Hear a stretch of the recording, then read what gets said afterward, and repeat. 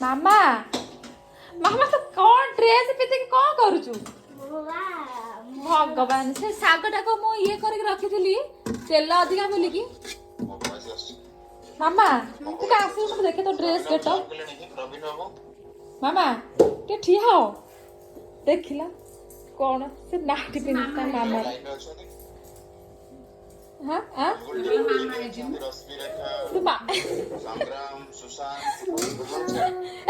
ଶାଗ ସେପଟେ ସବୁ ପଡିଗଲାଣି ତଳେ। ଆସେ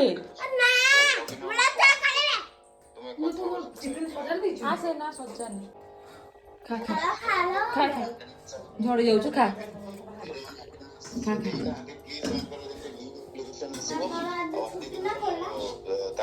ମୋର ଆଜି ଛୁଟି ମାମା।